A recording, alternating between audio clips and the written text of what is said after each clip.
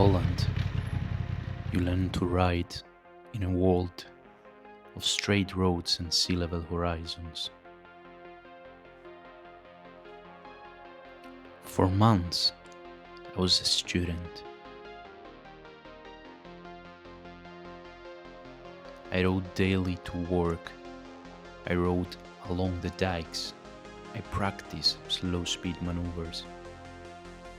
But there is a moment for every rider when your city limits feel like a cage all of a sudden.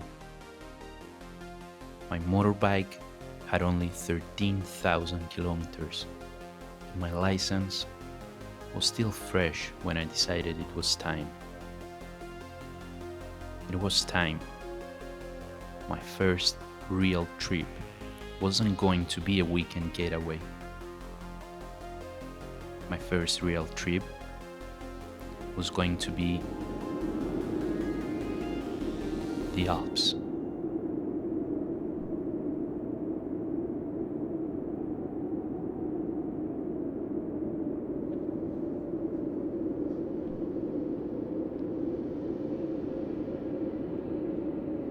Two days.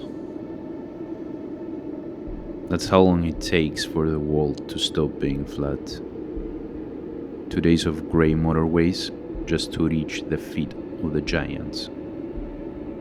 Standing between Switzerland and France, looking at the Jura, I felt it. My wish to escape the flatlands had come true, but it brought a new companion, fear. See, I'm an everyday man, but suddenly I couldn't focus on everyday things.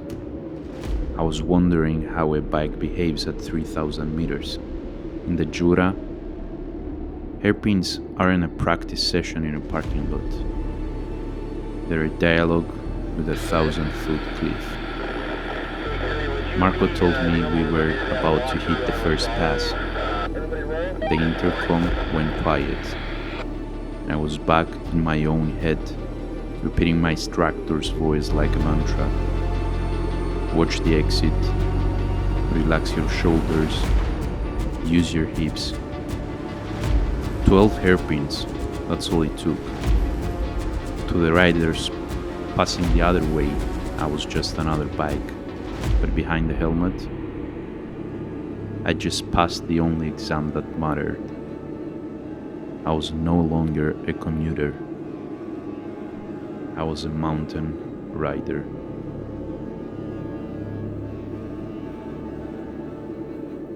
The air gets thin up here. The streets narrow and the snow starts to feel like a warning. One wrong corner and the movie ends.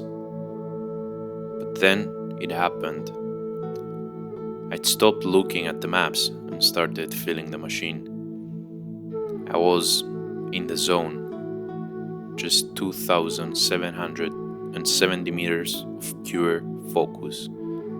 I had earned this view, but the mountains have a funny way of humbling you. I realized quickly that descending is harder than the climb, and different kind of dance, a different kind of fear.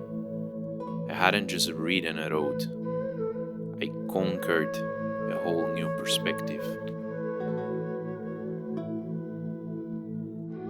By day 3, my body was protesting. My back was screaming, my legs felt like lead.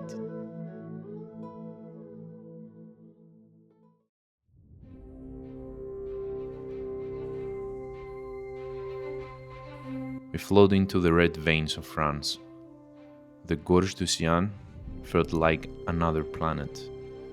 The green of the Alps replaced by an ancient rusted earth.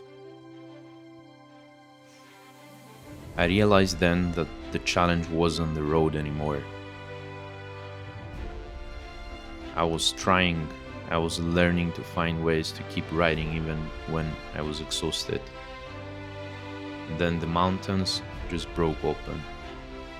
The scent of pine was replaced by salt water. The Côte d'Azur. The giants were behind us.